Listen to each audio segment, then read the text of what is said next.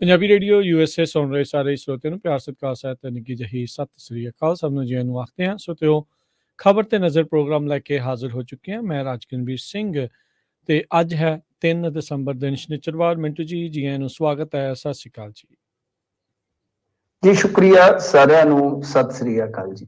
ਸਾਡੇ ਅੱਜ ਦੇ ਪ੍ਰੋਗਰਾਮ ਨੂੰ ਸਪਾਂਸਰ ਕਰਦੇ ਨੇ ਖਾਲਸਾ ਇੰਸ਼ੋਰੈਂਸ ਏਜੰਸੀ, ਜਿਨ੍ਹਾਂ ਦੇ ਕੋਲੋਂ ਤੁਸੀਂ ਹਰ ਤਰੀਕੇ ਦੀ ਇੰਸ਼ੋਰੈਂਸ ਕਰਵਾ ਸਕਦੇ ਹੋ। ਇੰਸ਼ੋਰੈਂਸ ਬਾਰੇ ਪਤਾ ਕਰਨ ਲਈ ਕਾਲ ਕਰ ਸਕਦੇ ਹੋ 408 272 2500। Terkiana immigration law firm, immigration ਦਾ ਹੋਵੇ ਕਿਸੇ ਵੀ ਤਰੀਕੇ ਦਾ ਕੰਮ, ਕਾਲ ਅਟਰਨੀ ਜੇ ਟੇਰਕੀਆਣਾ 415 979 0503।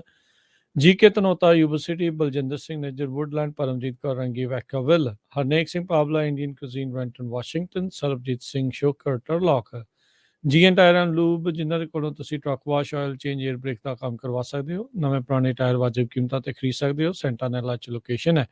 ਕਾਲ ਨਿੰਮਾ ਸਹੋਤਾ 209 277 0113 ਤੇ ਜੱਸੀ ਗਿੱਲ ਬੇਕਰਸਫੀਲਡ। ਇਹਨਾਂ ਸਾਰਿਆਂ ਦਾ ਧੰਨਵਾਦ। ਜੇਕਰ ਤੁਸੀਂ ਜਾਂ ਕੋਈ ਹੋਰ ਕਾਰੋਬਾਰ ਇਸ ਪ੍ਰੋਗਰਾਮ ਨੂੰ ਸਪਾਂਸਰ ਕਰਨਾ ਚਾਹੁੰਦੇ ਹੋ, ਸੰਪਰਕ ਕਰ ਸਕਦੇ ਹੋ ਨੰਬਰ 408 722 7698 ਦੇ ਉੱਤੇ। ਮਿੰਟੂ ਜੀ, ਗੱਲਬਾਤ ਦਾ ਸਿਲਸਿਲਾ ਸ਼ੁਰੂ ਕਰਦੇ ਜਾਈਏ। ਕੁੰਵਰ ਵਿਜੇ ਪ੍ਰਤਾਪ ਨੇ ਮਚਾਈ ਧੜਥੱਲੀ, ਸਰਕਾਰ ਚੁੱਪ।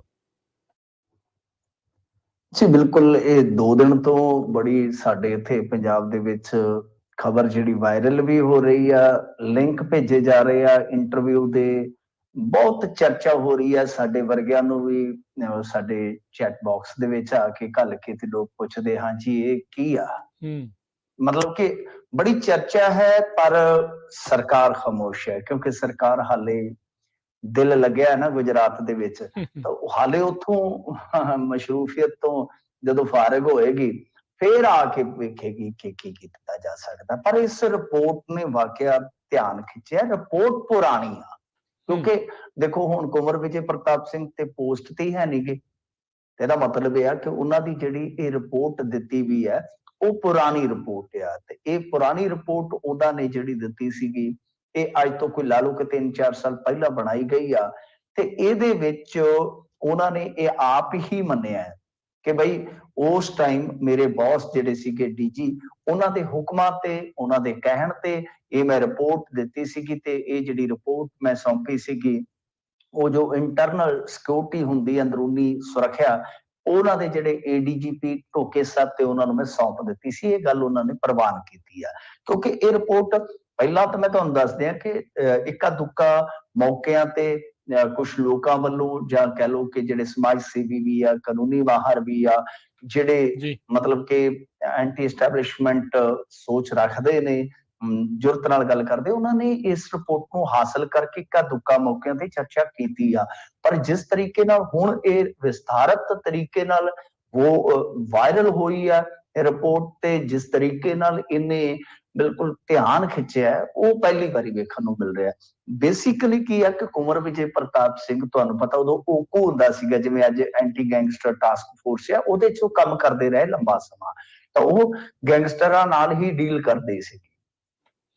ਉਹਦੇ ਆਧਾਰ ਤੇ ਕੁੰਵਰ ਵਿਜੇ ਪ੍ਰਤਾਪ ਸਿੰਘ ਦੀ ਜਿਹੜੀ ਰਿਪੋਰਟ ਬਣਾਈ ਆ ਫਾਈਂਡਿੰਗਸ ਦੇ ਵਿੱਚ, ਕਿਉਂਕਿ ਹੁਣ ਦੇਖੋ ਅਸੀਂ ਆਪਣੇ ਕੋਲੋਂ ਕੁਝ ਨਹੀਂ ਕਹਿ ਰਹੇ, ਕਿਉਂਕਿ ਇਹ ਰਿਕਾਰਡ ਤੇ ਆ ਚੁੱਕੀ ਆ, ਕੁਝ ਅਖਬਾਰਾਂ ਨੇ ਛਾਪ ਵੀ ਦਿੱਤੀ ਆ, ਤੇ ਖੁਦ ਇੱਕ ਇੰਟਰਵਿਊ ਜਿਹੜੀ ਆ ਕੁੰਵਰ ਵਿਜੇ ਪ੍ਰਤਾਪ ਸਿੰਘ ਨੇ ਇਸ ਬਾਬਤ ਦੇ ਦਿੱਤੀ ਆ। ਤੋਂ ਅਸੀਂ ਸ਼ੁਰੂ ਕਰ ਦਿੰਦੇ ਆ ਕੁਝ ਨੁਕਤੇ ਜਿਹੜੇ ਆ ਮੁੱਖ ਤੌਰ ਤੇ ਉਹਦੇ ਵਿੱਚ ਕੀ ਆ।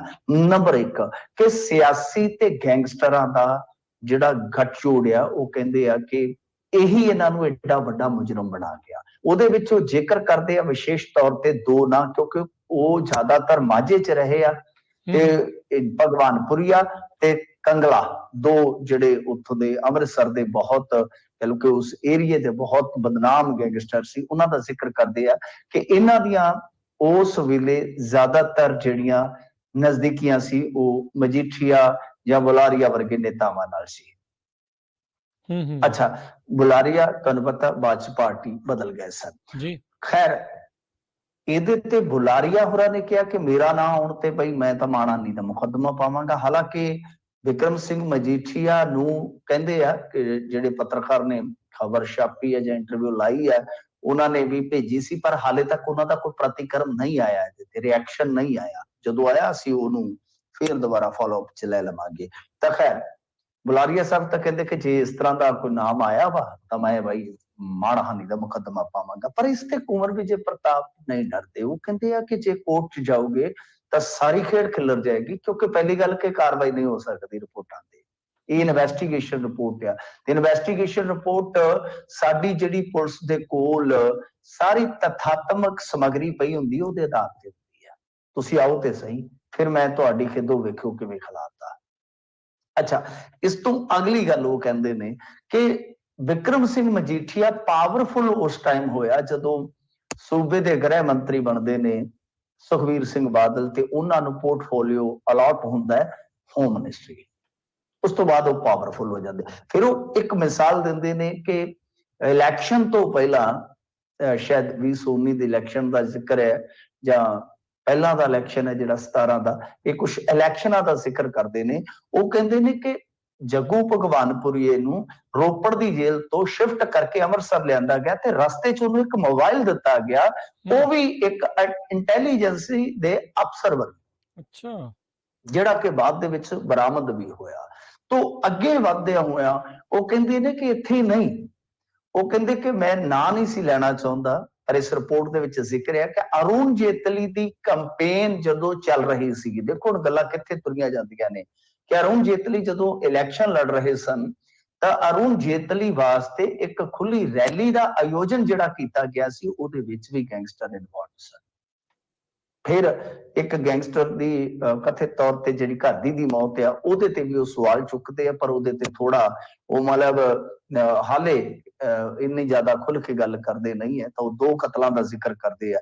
ਤੋਂ ਇਸ ਤੋਂ ਵੀ ਅੱਗੇ ਜਾ ਕੇ ਜਿਹੜੀ ਗੱਲ ਉਹ ਕਰਦੇ ਨੇ, ਉਹ ਅਕਾਲੀ ਨੇਤਾ ਜਿਹੜੇ ਕਿਸੇ ਸਮੇਂ ਦੇ ਕਹਿ ਲਓ ਕਿ ਥੰਮ ਸਨ, ਕੈਪਟਨ ਕਮਲਜੀਤ ਸਿੰਘ, ਉਹਨਾਂ ਦੇ ਐਕਸੀਡੈਂਟ ਤੇ ਵੀ ਸਵਾਲ ਚੁੱਕਦੇ ਨੇ ਕਿ ਉਹ ਐਕਸੀਡੈਂਟ ਨਹੀਂ, ਅਸਲ ਦੇ ਵਿੱਚ ਉਹ ਇੱਕ ਕਤਲ ਸੀ, ਸੋਚੀ ਸਮਝੀ ਸਾਜ਼ਿਸ਼ ਸੀ, ਤੇ ਉਹ ਟਰੱਕ ਕਿੱਥੋਂ ਆਇਆ ਵਗੈਰਾ ਵਗੈਰਾ ਸਾਰੀਆਂ ਚੀਜ਼ਾਂ ਉਹ ਵੀ ਵੇਖਣਾ ਪਵੇਗਾ ਤੁਹਾਨੂੰ। ਤਾਂ ਮਤਲਬ ਕਿ ਇਸ ਤਰ੍ਹਾਂ ਦੀਆਂ ਉਹਨਾਂ ਨੇ ਫਾਈਂਡਿੰਗਸ ਜਿਹੜੀਆਂ ਨੇ ਉਹ ਰਿਕਾਰਡ ਤੇ ਲਿਆਂਦੀ ਹੈ।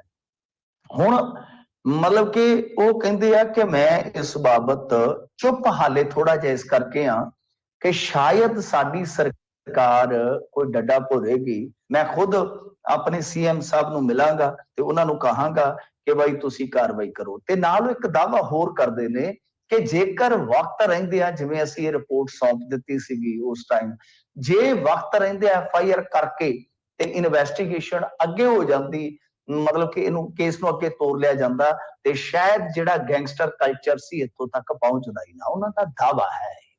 ਤੇ ਦੂਜੀ ਗੱਲ ਜਿਹੜੀ ਮਤਲਬ ਉਹ ਕਹਿ ਰਹੇ ਨੇ, ਉਹ ਕਹਿ ਰਹੇ ਆ ਕਿ ਦੇਖੋ ਇਸ ਬਾਬਤ ਮੈਂ ਮਤਲਬ ਕਿ ਕੋਸ਼ਿਸ਼ ਕੀਤੀ ਪਰ ਸਫਲ ਨਹੀਂ ਹੋ ਸਕਿਆ।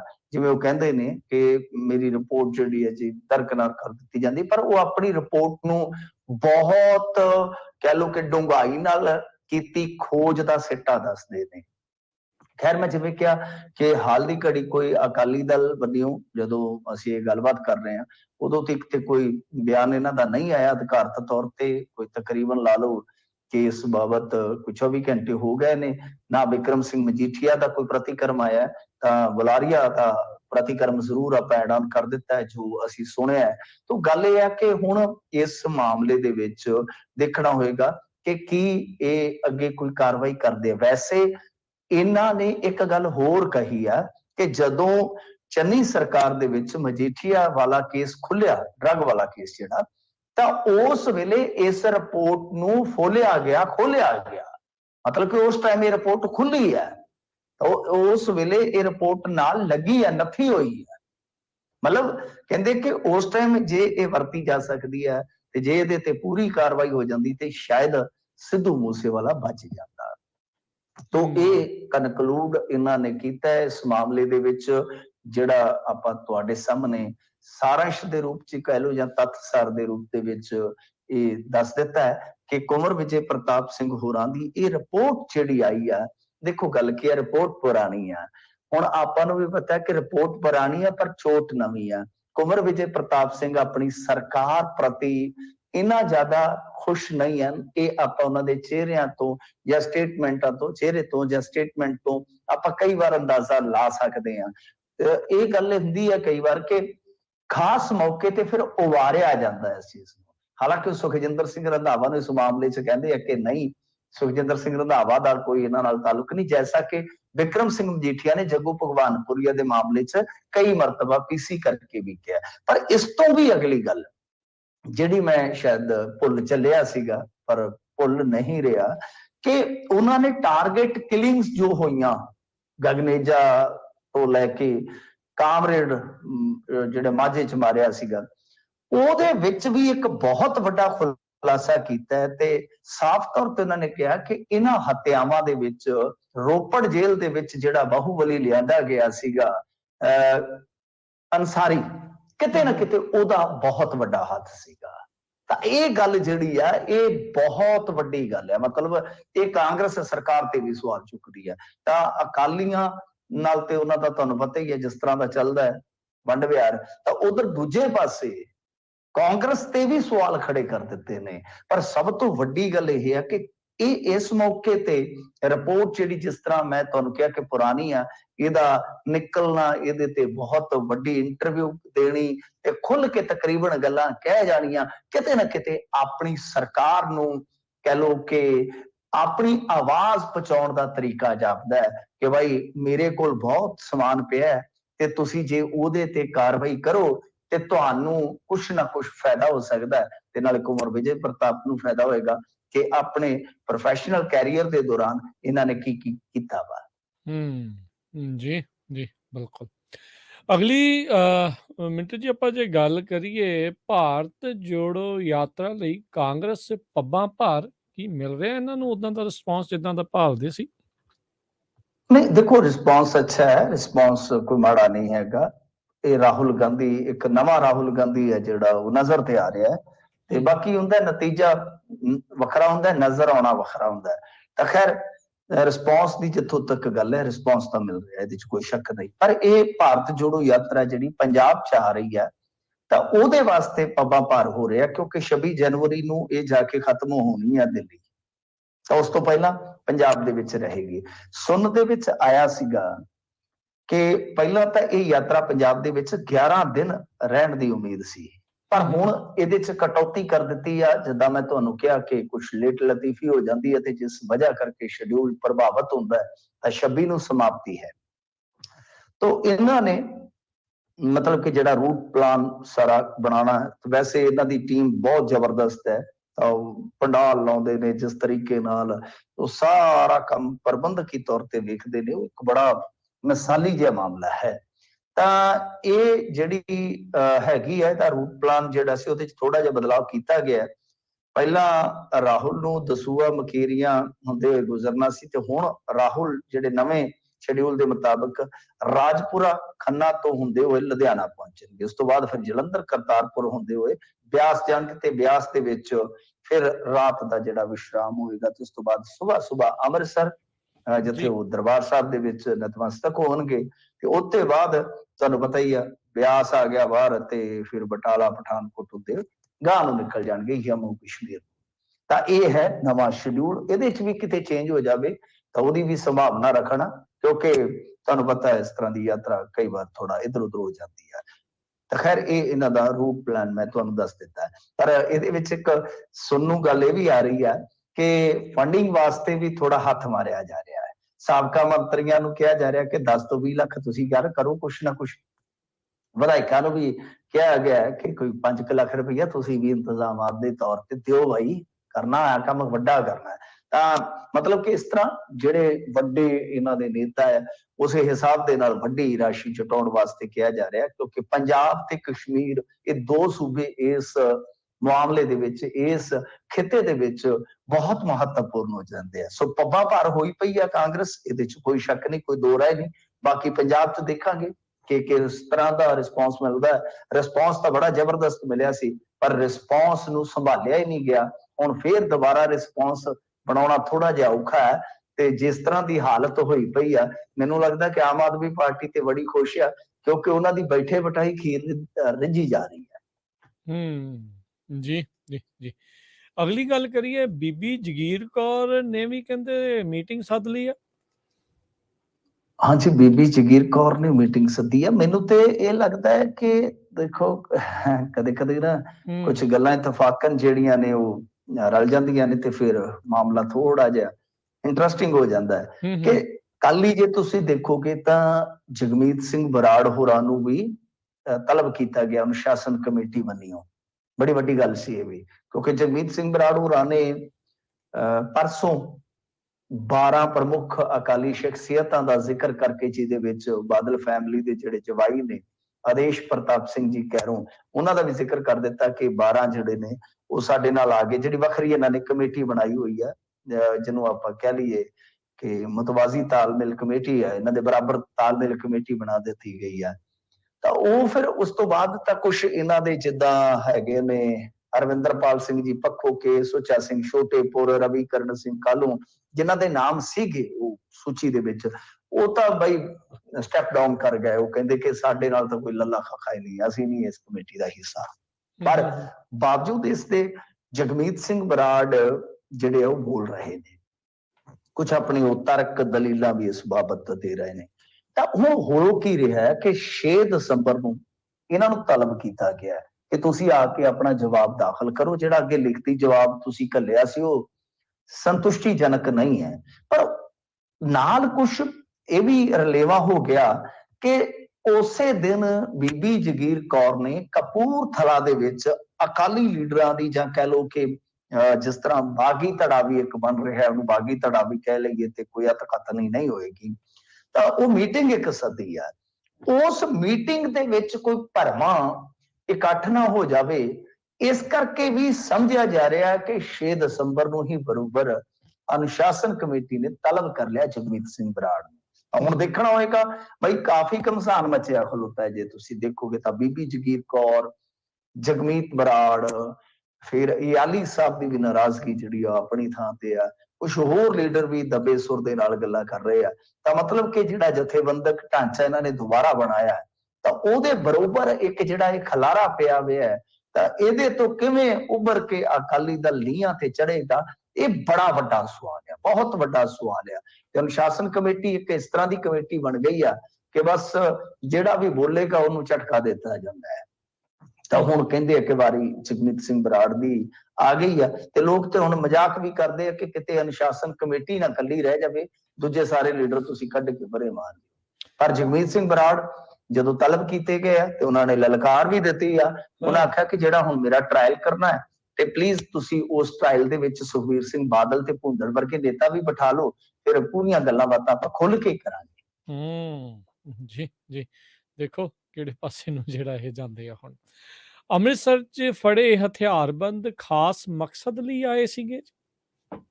ਦੇਖੋ ਇਹ ਇੱਕ ਚਿੰਤਾਜਨਕ ਹੈ। ਤੁਸੀਂ ਇੱਥੇ ਅਮਰੀਕਾ 'ਚ ਰਹਿੰਦੇ ਹੋ ਤਾਂ ਜੀ। ਤੁਹਾਨੂੰ ਪਤਾ ਹੈ ਕਿ ਮੈਕਸੀਕੋ ਵਰਗੇ ਮੁਲਕ ਦੇ ਵਿੱਚ ਜਾਂ ਕੁਝ ਹੋਰ ਮੁਲਕਾਂ ਦੇ ਵਿੱਚ ਵੀ ਕਿਸ ਤਰ੍ਹਾਂ ਜਿਹੜੇ ਹੁੰਦੇ ਨੇ ਗਰੋਹ ਬਣੇ ਹੁੰਦੇ, ਖਾਸ ਤੌਰ ਤੇ ਡਰੱਗ ਲਾਰਡ ਜਿੱਦਾਂ ਚੱਲਦੇ ਨੇ, ਉਹਨਾਂ ਦੇ ਆਪਣੇ ਗਰੁੱਪ ਚੱਲਦੇ ਆ। ਤਾਂ ਇਹ ਮਾਮਲਾ ਵੈਸਾ ਹੀ ਨਿਕਲਿਆ। ਹਾਲਾਂਕਿ ਇੱਥੇ ਕਿਸੇ ਕੋਲ ਪਟਾਕੇ ਪਾਉਣ ਵਾਲਾ ਪਿਸਤੌਲ ਵੀ ਫੜਿਆ ਜਾਵੇ ਤੇ ਮੀਡੀਆ ਨੂੰ ਕਹਿੰਦਾ ਗੈਂਗਸਟਰ ਕੋਲੋਂ ਪਿਸਤੌਲ ਫੜਿਆ ਗਿਆ, ਬਾਅਦ ਚ ਪਤਾ ਲੱਗਦਾ ਕਿ ਉੱਤੇ ਟਿਕ ਟਿਕ ਟਿਕ ਪਟਾਕੇ ਪਾਉਣ ਵਾਲਾ ਸੀਗਾ। ਸਹੀ। ਤਾਂ ਮਤਲਬ ਗੈਂਗਸਟਰ ਉਸੇ ਤਰ੍ਹਾਂ ਹੀ ਹੋ ਗਿਆ ਜਿਵੇਂ ਇੱਕ ਵੇਲੇ ਅੱਤਵਾਦੀ ਸ਼ਬਦ ਇਸਤੇਮਾਲ ਕਰਨ ਲੱਗਿਆ ਬਿੰਦਲ ਆਉਂਦੇ ਆ, ਤਾਂ ਉਸੇ ਤਰ੍ਹਾਂ ਗੈਂਗਸਟਰ ਸ਼ਬਦ ਆ। ਮਤਲਬ ਕਿ ਕਿਸੇ ਕੋਲੋਂ ਕੁਝ ਵੀ ਫੜਿਆ ਗਿਆ, ਮਾੜਾ ਮੋਟਾ ਕੋਈ ਚੋਰ ਚੱਕਾ ਫੜਿਆ ਗਿਆ, ਉਹਨੂੰ ਕਹਿ ਦਿੰਦੇ ਆ। ਅਸਲ ਚ ਇਹਨਾਂ ਨੇ ਅੰਮ੍ਰਿਤਸਰ ਦੇ ਵਿੱਚ ਪੁਲਿਸ, ਕਿਉਂਕਿ ਦੇਖੋ ਇੱਕ ਤਾਂ ਸਿਫਤ ਕਰਨੀ ਪਵੇਗੀ, ਇਸ ਟਾਈਮ ਪੁਲਿਸ ਬੜੀ ਐਕਟਿਵ ਹੈ, ਇਸ ਟਾਈਮ ਬਹੁਤ ਐਕਟਿਵ ਆ। ਕੱਲ ਵੀ ਹਥਿਆਰ ਫੜੇ ਆ, ਅੱਜ ਵੀ ਮੈਂ ਦੇਖ ਰਿਹਾ ਸੀਗਾ ਸਵੇਰੇ ਖਬਰ, ਤੇ ਮਤਲਬ ਕਿ ਉਹ ਆਪਾਂ ਥੋੜਾ ਜਿਹਾ ਇਗਨੋਰ ਕਰ ਦਿੰਦੇ ਉਸ ਖਬਰ ਨੂੰ, ਜਿਹੜੀ ਅਗਾਊ ਰਿਕਵਰੀ ਹੁੰਦੀ ਹੈ, ਕਿਉਂਕਿ ਪੁਲਿਸ ਦੀਆਂ ਕਹਾਣੀਆਂ ਵੀ ਕੁਝ ਐਸੀਆਂ ਵੈਸੀਆਂ ਹੁੰਦੀਆਂ, ਤੁਹਾਨੂੰ ਪਤਾ ਹੈ। ਪਰ ਇਹ ਸਾਰਾ ਕੁਝ ਰਿਕਾਰਡਡ ਹੋਇਆ ਸੀਗਾ। ਭਰੇ ਬਾਜ਼ਾਰ ਦੇ ਵਿੱਚ ਮਤਲਬ ਕਿ ਇੱਕ ਗੱਡੀ ਨੂੰ ਘੇਰਿਆ ਜਾਂਦਾ, ਉੱਥੋਂ ਭੱਜ ਕੇ ਨਿਕਲਦੇ ਨੇ ਹਥਿਆਰਬੰਦ ਲੋਕ ਭਰੇ ਬਾਜ਼ਾਰ ਦੇ ਵਿੱਚ। ਤਾਂ ਪੁਲਿਸ ਨੇ ਇਹ ਕਿਹਾ ਸੀਗਾ ਕਿ ਸਾਡੇ ਕੋਲ ਇੱਕ ਇਨਪੁਟ ਸੀ ਕਿ ਇਹ ਬੰਦੇ ਟੈਗ ਕਰਨ ਆਏ ਨੇ ਕਿਸੇ ਤੇ ਅਸੀਂ ਮਤਲਬ ਕਿ ਟਰੈਪ ਕੀਤਾ ਸੀਗਾ ਇਹਨਾਂ ਨੂੰ। ਤਾਂ ਬੜੇ ਤਰੀਕੇ ਦੇ ਨਾਲ ਇਹਨਾਂ ਨੇ 2 ਬੰਦੇ ਫੜ ਲਏ, ਜਿਨ੍ਹਾਂ ਨੇ ਫਾਇਰਿੰਗ ਵੀ ਕੀਤੀ ਘਰਾਂ 'ਚ ਲੋਕੇ, ਕਿਉਂਕਿ ਅੱਜ ਕੱਲ ਤੁਹਾਨੂੰ ਪਤਾ CCTV ਬਾਜ਼ਾਰਾਂ ਦੇ ਵਿੱਚ ਤੇ ਸਾਰੇ ਪਾਸੇ ਮੋਬਾਈਲ ਸ਼ੋਬਾਈਲ ਚੱਲਦੇ ਆ। ਤਾਂ ਇਹਨਾਂ ਨੇ ਹਥਿਆਰ ਵੀ ਬਰਾਮਦ ਕਰ ਲਏ, 2 ਬੰਦੇ ਫੜ ਲਏ। ਪਰ ਉਸ ਤੋਂ ਬਾਅਦ ਜਿਹੜੀ ਕਹਾਣੀ ਨਿਕਲੀ, ਹਾਲਾਂਕਿ ਪਹਿਲਾਂ ਗੈਂਗਸਟਰ ਗੈਂਗਸਟਰ ਕਿਹਾ ਗਿਆ, ਅਸਲ ਦੇ ਵਿੱਚ ਇਹ ਨਸ਼ਾ ਤਸਕਰਾਂ ਦਾ ਇੱਕ ਗਰੁੱਪ ਸੀ ਜਿਹੜਾ ਦੂਸਰੇ ਗਰੁੱਪ ਤੇ ਅਟੈਕ ਕਰਨ ਆਇਆ ਸੀਗਾ। ਮੈਂ ਜਿਵੇਂ ਕਿਹਾ ਕਿ ਆਪਾਂ ਇੱਧਰ ਹਾਲੀਵੁੱਡ ਦੀਆਂ ਫਿਲਮਾਂ 'ਚ ਜਾਂ ਇਸ ਤਰ੍ਹਾਂ ਦੀਆਂ ਕਹਾਣੀਆਂ 'ਚ ਦੇਖਿਆ ਪੜ੍ਹਿਆ ਵਾ ਕਿ ਗਰੁੱਪ ਜਿਹੜੇ ਆਪਸ ਦੇ ਵਿੱਚ ਜਿਹੜੇ ਨਸ਼ਾ ਤਸਕਰੀ ਕਰਦੇ ਨੇ, ਬਲੈਕ ਕਰਦੇ ਨੇ, ਉਹ ਬਲੈਕੀਆਂ ਦੇ ਗਰੁੱਪ ਇੱਕ ਦੂਜੇ ਨੂੰ ਮਾਰਨ ਤੋਂ ਵੀ ਗੁਰੇਜ਼ ਨਹੀਂ ਕਰਦੇ, ਖਤਮ ਕਰ ਦਿੰਦੇ ਨੇ। ਜਿਵੇਂ ਕੈਨੇਡਾ ਦੇ ਵਿੱਚ ਵੀ ਆਪਾਂ ਦੇਖਦੇ ਹਾਂ, ਉੱਥੇ ਵੀ ਇਹਨਾਂ ਚੀਜ਼ਾਂ ਨੂੰ ਲੈ ਕੇ ਖਾਸੀ ਹਿੰਸਾ। ਪਰ ਇੱਥੇ ਆਪਣੇ ਪੰਜਾਬ ਦੇ ਵਿੱਚ ਇਹਨਾਂ ਦਾ ਆਪਸੀ ਟਕਰਾਓ ਇੱਥੋਂ ਤੱਕ ਨਹੀਂ ਸੀ ਗਿਆ ਕਦੇ। ਜੇ ਕਿਤੇ ਗਿਆ ਤੇ ਉਹ ਇੱਕ ਅੱਧ ਮੌਕੇ ਤੇ, ਪਰ ਇੱਥੇ ਸ਼ਰੇਆਮ ਮਾਮਲਾ ਜਿਹੜਾ ਉਹ ਇੱਕ ਲੜਾਈ ਦਾ ਨਿਕਲਿਆ, ਜਿਹਦੇ 'ਚ ਸਾਫ਼ ਤੌਰ ਤੇ ਦੱਸਿਆ ਗਿਆ ਕਿ ਜਿਹੜਾ ਬਲਦੇਵ ਰਵੀ ਫੜਿਆ ਇਹਨਾਂ ਨੇ, ਜ਼ਿਆਦਾਤਰ ਮਾਝੇ ਦੇ ਨੇ ਜਿਹੜੇ ਫੜੇ ਆ, ਕਿਉਂਕਿ 2 ਫੜੇ ਆ ਤੇ 3 ਜਿਹੜੇ ਇਹਨਾਂ ਨੇ ਆਇਡੈਂਟੀਫਾਈ ਕਰ ਲਏ ਕਿ ਕਿੱਧਰ ਨੂੰ ਗਏ ਨੇ, ਕੀ ਹਿਸਾਬ ਕਿਤਾਬ ਹੈ ਤੇ ਕਿਹੜੇ ਕਿਹੜੇ ਭੱਜੇ ਆ, ਜ਼ਿਆਦਾਤਰ ਮਾਝੇ ਵਾਲੇ ਹੀ ਆ। ਇਹਨਾਂ ਨੇ ਹਮਲਾ ਕਰਨਾ ਸੀਗਾ ਆਪਣੇ ਹੀ ਸਾਬਕਾ ਬਲੈਕੀ ਪਾਰਟਨਰ ਤੇ। ਕਿਉਂਕਿ ਇਹਨਾਂ ਦਾ ਆਪਸ ਦੇ ਵਿੱਚ ਮੁੜ ਕੇ ਰਫੜ ਪੈ ਗਿਆ ਤੇ ਉਹਨਾਂ ਨੇ ਆਪਣਾ ਅੱਡ ਗਰੁੱਪ ਖੜਾ ਕਰਕੇ ਆਪਣੀ ਬਲੈਕ ਜਿਹੜੀ ਸਟਾਰਟ ਕਰ ਦਿੱਤੀ, ਤੇ ਜਿਹਦੇ ਤੇ ਹਮਲਾ ਕਰਨ ਆਏ ਸੀ ਉਹਦਾ ਪਿਓ ਵੀ ਜੁਲਾਈ ਮਹੀਨੇ 'ਚ 35 ਕਿਲੋ ਹੈਰੋਇਨ ਦੇ ਨਾਲ ਜੰਮੂ ਕਸ਼ਮੀਰ 'ਚ ਫੜਿਆ ਗਿਆ ਸੀਗਾ। ਤਾਂ ਇਹ ਆਪਣੇ ਆਪ 'ਚ ਇੱਕ ਚਿੰਤਾਜਨਕ ਗੱਲ ਹੈ ਕਿ ਹੁਣ ਇੱਥੇ ਬਲੈਕੀਏ ਆ ਜਿਹੜੇ ਉਹ ਬਿਲਕੁਲ ਗੈਂਗਾਂ ਦਾ ਰੂਪ ਬਣਾ ਕੇ ਇੱਕ ਦੂਜੇ ਤੇ ਹਮਲਾ ਕਰਨ ਤੋਂ ਵੀ ਗੁਰੇਜ਼ ਨਹੀਂ ਕਰ ਰਹੇ। ਮਤਲਬ ਕਿ ਇੱਕ ਪਾਸੇ ਗੈਂਗਿਜ਼ਮ ਤੇ ਹੈ, ਦੂਸਰੇ ਪਾਸੇ ਨੂੰ ਨਾਲ ਆਪਾਂ ਨਾਰਕੋ ਜੋ ਇੱਕ ਟੈਰਰ ਕਹਿ ਲਈਏ ਆਪਾਂ, ਨਾਰਕੋ ਦਹਿਸ਼ਤ ਹੈ, ਉਹ ਵੀ ਵੱਧ ਰਹੀ ਹੈ। ਤਾਂ ਇਹ ਪੰਜਾਬ ਵਾਸਤੇ ਚਿੰਤਾਜਨਕ ਹੈ। ਜੀ ਜੀ ਜੀ। ਅਗਲੀ ਮਿੰਟੂ ਜੀ ਗੱਲ ਕਰੀਏ, ਦਾਗੀ ਅਫਸਰ ਦੀ ਨਿਯੁਕਤੀ ਦਾ ਮਾਮਲਾ ਹਾਈ ਕੋਰਟ ਵਿੱਚ ਜਾ ਪਹੁੰਚਿਆ। ਨਹੀਂ, ਇਹੋ ਜਿਹੀਆਂ ਖਬਰਾਂ ਹੁਣ ਬਦਲਾਅ ਦੇ ਰਾਜ ਦੇ ਵਿੱਚ ਤੇ ਨਹੀਂ ਆਉਣੀਆਂ ਚਾਹੀਦੀਆਂ। ਦੇਖੋ ਇੱਥੇ ਧੱਕਾ ਹੈ ਨਾ, ਬਿਲਕੁਲ ਇਦਾਂ ਦਾ ਕੰਮ ਨਹੀਂ ਹੋਣਾ ਚਾਹੀਦਾ। ਸਾਫ਼ ਸੁਥਰੀ ਛਵੀ ਹੈ ਸਰਕਾਰ ਦੀ ਤੇ ਉਹ ਸਾਫ਼ ਸੁਥਰੀ ਰਹਿਣੀ ਚਾਹੀਦੀ ਆ। ਦੇਖੋ ਗੱਲ ਕੀ ਹੈ ਕਿ ਇਹ ਜਦੋਂ ਥੋੜੀ ਜਿਹੀਆਂ ਨਿਯੁਕਤੀਆਂ ਹੋਈਆਂ ਨੇ ਪਿੱਛੇ ਜੇ, ਤਾਂ ਉਹਦੇ ਵਿੱਚ ਪੰਜਾਬ ਤੇ ਹਰਿਆਣਾ ਹਾਈ ਕੋਰਟ 'ਚ ਇੱਕ ਨਿਯੁਕਤੀ ਦਾ ਮਾਮਲਾ ਗਿਆ, ਜਿਹੜਾ ਐਕਸਾਈਜ਼ ਤੇ ਤੁਹਾਨੂੰ ਪਤਾ ਹੀ ਹੈ ਟੈਕਸੇਸ਼ਨ ਡਿਪਾਰਟਮੈਂਟ ਆ, ਬੜਾ ਮਲਾਈਦਾਰ ਅਹੁਦਾ ਹੁੰਦਾ ਇਹਦੇ ਵਿੱਚ ਜਦੋਂ ਕੋਈ ਵੱਡਾ ਕਿਸੇ ਪੋਸਟ ਤੇ ਚਲੇ ਜਾਂਦਾ।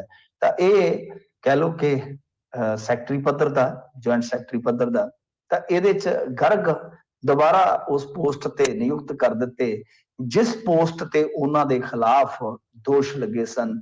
ਤਾਂ 3.25 ਕਰੋੜ ਰੁਪਏ ਤੋਂ ਕਹਿੰਦੇ ਆ ਕਿ ਜ਼ਿਆਦਾ ਗਵਨ ਦਾ ਮਾਮਲਾ ਜਿਹਦੀ ਵਿਜੀਲੈਂਸ ਜਾਂਚ ਕਰ ਰਹੀ ਹੈ, ਤਾਂ ਉਹ ਚੱਲ ਰਿਹਾ ਹੈ। ਤਾਂ ਇਸੇ ਦਰਮਿਆਨ ਹੀ ਉਹਨਾਂ ਦੀ ਨਿਯੁਕਤੀ ਹੋ ਜਾਂਦੀ ਹੈ। ਇਸ ਤਰ੍ਹਾਂ ਕਹਿੰਦੇ ਨੇ ਕਿ ਬਈ ਤੁਸੀਂ ਦੇਖੋ ਗਲਤ ਕਰ ਰਹੇ ਹੋ। ਤਾਂ ਇਹ ਇੱਕ ਆਧਾਰ ਦਿੱਤਾ ਗਿਆ ਕਿ ਜਿਸ ਅਧਿਕਾਰੀ ਤੇ ਪਹਿਲਾਂ ਇਸ ਤਰ੍ਹਾਂ ਦਾ ਦਾਗ ਹੋਵੇ ਉਹਨੂੰ ਪਬਲਿਕ ਡੀਲਿੰਗ ਪੋਸਟ ਤੇ ਨਿਯੁਕਤ ਨਹੀਂ ਕੀਤਾ ਜਾ ਸਕਦਾ।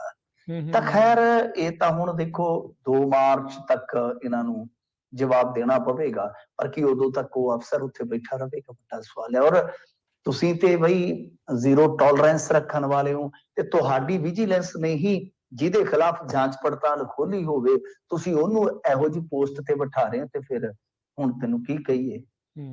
ਤਾਂ ਫਿਰ ਹੁਣ ਕੀ ਕਿਹਾ ਜਾ ਸਕਦਾ, ਕੀ ਚੱਲ ਰਿਹਾ। ਤੇ ਵੈਸੇ ਵੀ ਤੁਹਾਨੂੰ ਪਤਾ ਹੈ ਇਹ ਮਾਮਲਾ ਸ਼ਰਾਬ ਨਾਲ ਜੁੜਿਆ, ਐਕਸਾਈਜ਼ ਆ ਗਿਆ ਨਾ, ਤੇ ਸ਼ਰਾਬ ਨਾਲ ਜੁੜੇ ਮਾਮਲਿਆਂ 'ਚ ਤੇ ਤੁਹਾਡੀ ਪਹਿਲਾਂ ਹੀ ਵਾਟ ਲਾਈ ਪਈ ਹੈ ਲੋਕਾਂ ਨੇ।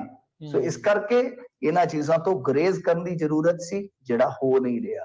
ਗੁਰੇਜ਼ ਤੇ ਪਰਹੇਜ਼ ਦੋਵੇਂ ਅੱਜ ਕੱਲ ਮਨੁੱਖ ਲਈ ਬਹੁਤ ਜ਼ਰੂਰੀ ਨੇ। ਕੁਝ ਚੀਜ਼ਾਂ ਤੋਂ ਗੁਰੇਜ਼ ਕਰੋ ਤੇ ਕੁਝ ਚੀਜ਼ਾਂ ਤੋਂ ਪਰਹੇਜ਼ ਕਰੋ। ਵਾਕਿਆ ਜੀ ਜੀ। ਅਗਲੀ ਮਿੰਟੂ ਜੀ ਗੱਲ ਕਰ ਲਈਏ, MS ਸਾਈਬਰ ਅਟੈਕ ਕਿਸੇ ਗੈਂਗ ਦਾ ਜਿਹੜਾ ਕੰਮ ਹੈ ਕੇਂਦਰੀ ਏਮਸ ਹੋਏਗਾ। ਹਾਂਜੀ, ਏਮਸ ਦੇ ਵਿੱਚ ਜਿਹੜਾ ਸਾਈਬਰ ਅਟੈਕ ਕਹਿੰਦੇ ਗੈਂਗ ਦਾ ਕੰਮ ਆ, ਇਹ ਬਾਹਰਲੇ ਗੈਂਗ ਦਾ ਜਾਂ ਉੱਥੇ ਇੰਡੀਆ ਵਾਲੇ ਦਾ ਹੀ? ਨਹੀਂ, ਦੇਖੋ ਗੱਲ ਕੀ ਹੈ ਕਿ ਇਹ ਸਾਡੇ ਚਲੋ ਕੇਂਦਰੀ ਵਜ਼ੀਰ ਦਾ ਬਿਆਨ ਹੈ, ਤੈਨੂੰ ਜ਼ਰੂਰ ਆਪਾਂ ਕੋਟ ਕਰਾਂਗੇ। ਇਲੈਕਟ੍ਰੋਨਿਕਸ ਤੇ IT ਰਾਜ ਮੰਤਰੀ ਹੈ ਜਿਹੜੇ ਰਾਜੀਵ ਚੰਦਰ ਸ਼ੇਖਰ, ਉਹਨਾਂ ਨੇ ਕਿਹਾ ਕਿ ਇਹ ਕੋਈ ਵੱਡੀ ਸਾਜ਼ਿਸ਼ ਲੱਗਦਾ ਹੈ ਕਿ ਕਿਸੇ ਦੇਸ਼ ਜਾਂ ਗੈਂਗ ਦਾ ਹੱਥ ਆ ਜਿਹੜਾ ਏਮਸ ਦਾ ਇਹ ਉਹਨੂੰ ਜਿੱਦਾਂ ਆਪਾਂ ਕਹਿ ਦਿੰਦੇ ਆ ਰੈਮਸਵੇਅਰ ਜਿਹੜਾ ਹੋਇਆ ਹਮਲਾ ਅਟੈਕ, ਹਾਂਜੀ ਰੈਮਸਵੇਅਰ, ਤਾਂ ਉਹ ਉਹਨੂੰ ਜੋੜ ਰਹੇ ਨੇ ਕਿ ਕਿਸੇ ਦੇਸ਼ ਜਾਂ ਕਿਸੇ ਗੈਂਗ ਦੀ ਇਹ ਕਾਰਸਤਾਨੀ ਹੈ। ਕਿਉਂਕਿ ਜੇ ਤੁਸੀਂ ਦੇਖੋਗੇ ਤਾਂ ਖਾਸੇ ਦਿਨ ਹੋ ਗਏ ਨੇ ਹੁਣ ਤਾਂ ਮੈਨੂੰ ਲੱਗਦਾ ਕਿ ਤਕਰੀਬਨ 8-9 ਦਿਨ ਬੀਤ ਗਏ ਹੋਣੇ ਆ ਕਿ ਏਮਸ ਦਾ ਜਿਹੜਾ ਸਾਰਾ ਕੁਝ ਸੀਗਾ ਉਹ ਹੈਕ ਕਰ ਲਿਆ ਗਿਆ। ਉਹਦੇ 'ਚ ਉਹਦੇ ਜਿੰਨੇ ਸਰਵਰ ਸੀਗੇ ਸਾਰੇ ਹੀ ਉਹਨਾਂ ਨੇ ਆਪਣੇ ਕੋਲ ਕਰ ਲਏ ਤੇ ਉਹ ਇੱਕ ਸਰਵਰ ਨੂੰ ਛੱਡਣ ਬਦਲੇ ਕਈ 100 ਕਰੋੜ ਰੁਪਈਆ ਮੰਗ ਰਹੇ ਆ, 200 ਕਰੋੜ ਰੁਪਏ ਸ਼ਾਇਦ। ਤਾਂ ਉਹ ਕਹਿ ਰਹੇ ਨੇ ਕਿਉਂਕਿ ਹੁਣ ਦੇਖੋ ਪਰੇਸ਼ਾਨੀ ਬਹੁਤ ਹੁੰਦੀ ਹੈ ਨਾ ਅੱਜ ਦੇ ਯੁੱਗ ਦੇ ਵਿੱਚ। ਕੱਲ ਇੱਥੇ ਜਿਹੜਾ ਪ੍ਰਾਈਵੇਟ ਪਲੇਅਰਾਂ ਦੇ ਹੱਥ 'ਚ ਦਿੱਤਾ ਮੁੰਬਈ 에ਅਰਪੋਰਟ ਇਹਨਾਂ ਨੇ, ਉਹਦਾ ਸਰਵਰ ਫੇਲ ਹੋ ਗਿਆ 40 ਮਿੰਟ। ਤੁਸੀਂ ਸੋਚੋ ਕਿ 에ਅਰਪੋਰਟ ਦਾ 40 ਮਿੰਟ ਜੇ ਸਰਵਰ ਫੇਲ ਹੋ ਜਾਏਗਾ ਜਾਂ ਡਾਊਨ ਹੋ ਜਾਏਗਾ ਤਾਂ ਕਿਵੇਂ ਤਰਖਾਲੀ ਮਚ ਜਾਏਗੀ। ਤੇ ਮੈਨੂਅਲੀ ਅੱਜ ਕੱਲ ਕੰਮ ਜਿਹੜਾ ਉਹ ਨਹੀਂ ਨਿਬੜਦਾ, ਆਪਾਂ ਨੂੰ ਪਤਾ ਹੈ। ਤੇ ਵੈਸੇ ਵੀ ਆਪਾਂ ਜਦੋਂ ਇੱਧਰ ਆ ਜਾਂਦੇ ਕੰਪਿਊਟਰ ਤੇ ਆ ਜਾਂਦੇ ਆ ਤਾਂ ਮੈਨੂਅਲੀ ਕੰਮ ਕਰਨ ਦੀ ਉਹ ਰਫ਼ਤਾਰ ਹੀ ਘਟ ਜਾਂਦੀ ਹੈ। ਤੋ ਗੱਲ ਇਹ ਹੈ ਕਿ ਇਹ ਤਾਂ ਹੁਣ ਇਹਨਾਂ ਨੂੰ ਵੇਖਣਾ ਪਏਗਾ। ਮੈਨੂੰ ਨਹੀਂ ਲੱਗਦਾ ਕਿ ਕੋਈ ਠੋਸ ਗੱਲ ਹੈ। ਜਾਂ ਤਾਂ ਤੁਸੀਂ ਐਵੀਡੈਂਸ ਦੇ ਨਾਲ ਪੇਸ਼ ਆਓ ਕਿ ਹਾਂ ਬਾਈ ਆਹ ਗੱਲ ਹੈ, ਬਾਤ ਹੈ, ਫਲਾਣੇ ਨੇ ਕੀਤਾ। ਵੈਸੇ ਤੇ ਅਟੈਕ ਬਥੇਰੇ ਹੋਏ ਨੇ, ਹਰਿਆਣੇ 'ਚ ਵੀ ਹੋ ਗਿਆ ਸੀਗਾ ਇੱਕ ਵਾਰੀ, ਤੇਲੰਗਾਨਾ 'ਚ ਵੀ ਹੋ ਗਿਆ। ਸਾਈਬਰ ਅਟੈਕ ਹੁੰਦੇ ਨੇ, ਜਾਨੀ ਜਿਹੜੇ ਤੁਹਾਨੂੰ ਪਤਾ ਅੱਜ ਕੱਲ ਪਾਵਰ ਗ੍ਰਿਡ ਜਿੱਦਾਂ ਵੱਡੇ ਚੱਲਦੇ ਨੇ, ਤਾਂ ਕੁਛ ਪਾਵਰ ਸੈਕਟਰ ਦੇ ਵਿੱਚ ਚਾਈਨਾ ਤੋਂ ਸਮਾਨ ਖਰੀਦਣ 'ਚ ਇਹ ਵੀ ਇੱਕ ਵੱਡਾ ਕਾਰਨ ਸੀ ਕਿ ਦਿੱਕਤ ਆ ਰਹੀ ਸੀਗੀ ਕਿ ਬਈ ਕੱਲ ਨੂੰ ਏਦਾਂ ਨਾ ਹੋ ਜਾਵੇ। ਤਾਂ ਸਾਈਬਰ ਅਟੈਕ ਅੱਗੇ ਵੀ ਹੋਇਆ ਤਾਂ ਤੁਸੀਂ ਆਪਣੀ ਸਾਈਬਰ ਸਿਕਿਉਰਿਟੀ ਵਾਸਤੇ ਕੋਈ ਠੋਸ ਰਣਨੀਤੀ ਕਿਉਂ ਨਹੀਂ ਬਣਾਉਂਦੇ? ਪਹਿਲੀ ਗੱਲ ਤੇ ਇਹ ਆ। ਤੇ ਦੂਜੀ ਗੱਲ ਹੈ ਕਿ ਕੋਈ ਠੋਸ ਜਾਣਕਾਰੀ ਵੀ ਹੈ ਨਹੀਂ ਤੁਹਾਡੇ ਕੋਲ ਹਾਲ ਦੀ ਘੜੀ। ਕਦੇ ਤੁਸੀਂ ਗੈਂਗ ਵੀ ਕਹਿਤਾ ਤੇ ਕਦੇ ਤੁਸੀਂ ਨਾਲ ਕਹਿ ਦਿੱਤਾ ਕਿ ਕੋਈ ਦੇਸ਼ ਵੀ ਹੋ ਸਕਦਾ। ਤਾਂ ਤੁਹਾਨੂੰ ਸਾਫ਼ ਹੋਣਾ ਚਾਹੀਦਾ ਨਾ, ਸਪਸ਼ਟ ਹੋਣਾ ਚਾਹੀਦਾ ਇਸ ਬਾਬਤ ਕਿ ਹਾਂ ਹੋਇਆ ਕੀ ਆ, ਕਿ ਇਹਦੇ ਵਿੱਚ ਕੌਣ ਸ਼ਾਮਲ ਹੋ ਸਕਦਾ ਹੈ, ਕੌਣ ਨਹੀਂ ਸ਼ਾਮਲ ਹੋ ਸਕਦਾ। ਤਾਂ ਖੈਰ ਇਹ ਹਾਲੇ ਤੁੱਕੇਬਾਜ਼ੀ ਹੈ, ਜਿੱਦਾਂ ਆਪਾਂ ਇੱਥੇ ਬੈਠੇ ਕਰ ਸਕਦੇ ਹਾਂ ਉਵੇਂ ਮੈਨੂੰ ਲੱਗਦਾ ਕਿ ਵਜ਼ੀਰ ਸਾਹਿਬ ਵੀ ਜਿਹੜੇ ਤੁੱਕੇਬਾਜ਼ੀ ਕਰ ਰਹੇ। ਜੀ ਜੀ। ਤੇ ਮਿੰਟੂ ਜੀ ਬਹੁਤ ਸ਼ੁਕਰੀਆ, ਬਹੁਤ ਧੰਨਵਾਦ ਇਹਨਾਂ ਖਬਰਾਂ ਬਾਰੇ ਜਾਣਕਾਰੀ ਦੇਣ ਦੇ ਲਈ। ਮਿਲਦੇ ਹਾਂ ਜੀ ਫਿਰ ਅਗਲੀ ਵਾਰ। ਮਿਹਰਬਾਨੀ, ਸਤਿ ਸ਼੍ਰੀ ਅਕਾਲ ਜੀ। ਸਤਿ ਸ੍ਰੀ ਅਕਾਲ ਪਿਆਰਿਓ। ਇੱਥੇ ਪ੍ਰੋਗਰਾਮ ਦੀ ਸਮਾਪਤੀ ਹੈ। ਮੇਰੇ ਵੱਲੋਂ ਵੀ ਸਭ ਨੂੰ ਪਿਆਰ ਭਰੀ ਸਤਿ ਸ਼੍ਰੀ ਅਕਾਲ। ਸੁਣਦੇ ਰਹੋ, ਦੇਖਦੇ ਰਹੋ ਪੰਜਾਬੀ ਰੇਡੀਓ USA।